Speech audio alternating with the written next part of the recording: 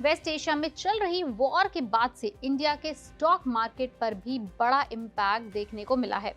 War शुरू होने के बाद से इंडिया का टोटल मार्केट कैपिटलाइजेशन लगभग 447 बिलियन डॉलर से गिर के महज 4.7 ट्रिलियन डॉलर पर आ गया है।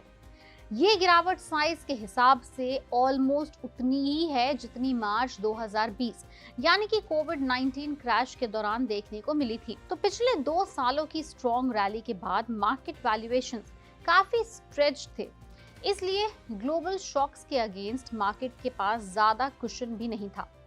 अब इस हफ्ते मार्केट का डायरेक्शन काफी हद तक वेस्ट एशिया कॉन्फ्लिक्ट और क्रूड ऑयल प्राइसेस की मूवमेंट पर डिपेंड करेगा। महीने की शुरुआत में निफ्टी 50 का वैल्यूएशन लगभग 19.5 times forward earning per trade कर रहा था, जो कि कई इमर्जिंग मार्केट से काफी प्रीमियम पर था।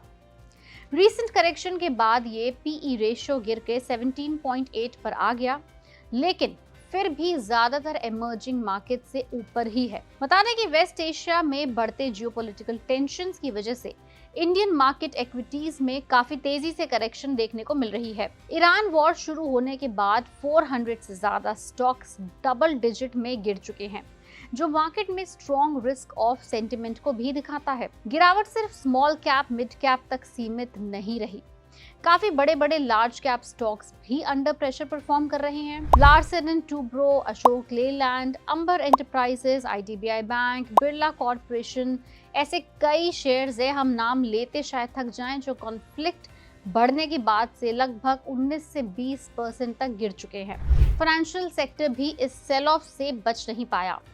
City union bank, IndusInd bank, IDFC first bank, bank of India और यूको बैंक के स्टॉक्स भी लगभग 14 से 18% तक गिर चुके हैं, जबकि एनबीएफसीज जैसे अर्गो कैपिटल, फ्यूजन फाइनेंस में भी शार्प डिक्लाइन देखने को मिला है।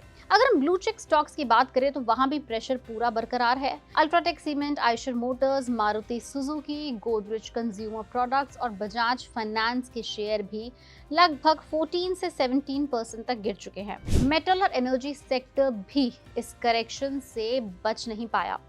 Indian oil corporation, Bharat petroleum, Tata steel, GAIL के स्टॉक्स भी लगभग पिछले कुछ दिनों में 12 से 17% तक स्लिप कर चुके। ये गिरावट इंडियन इक्विटीज के लिए कोविड पैंडेमिक के बाद का सबसे खराब मंथली परफॉर्मेंस बन सकता है। निफ्टी 50 मार्च 2026 में अब तक लगभग 8% गिर चुका है, जो कि पिछले 10 सालों में दूसरा सबसे बड़ा मंथली डिक्लाइन है। कंपैरिजन के लिए अगर हम बताएं तो मार्च 2020 के कोविड क्रैश के दौरान इंडेक्स लगभग 23% तक गिर गया था। ब्रॉडर मार्केट में भी हैवी करेक्शंस देखने को मिली है। बीएसई सेंसेक्स सिर्फ पिछले एक हफ्ते में लगभग 4000 पॉइंट्स तक गिर चुका है, जबकि निफ्टी ने सिर्फ 5 ट्रेडिंग सेशंस में ही लगभग 5% की गिरावट देखी है।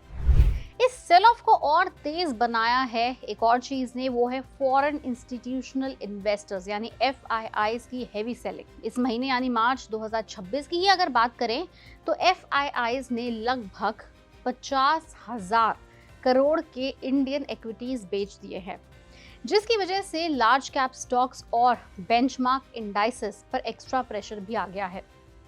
ग्लोबल इन्वेस्टर्स अब जियोपॉलिटिकल अनसर्टेनिटी और यूएस बॉन्ड यील्ड्स बढ़ने की वजह से सेफ एसेट्स की तरफ शिफ्ट कर रहे हैं। इसी वजह से इमर्जिंग मार्केट से कैपिटल आउटफ्लोस हो रहे हैं, जिसकी वजह से रुपी और वीक हुआ और ओवरऑल मार्केट सेंटिमेंट्स को और भी नेगेटिव बना दिया।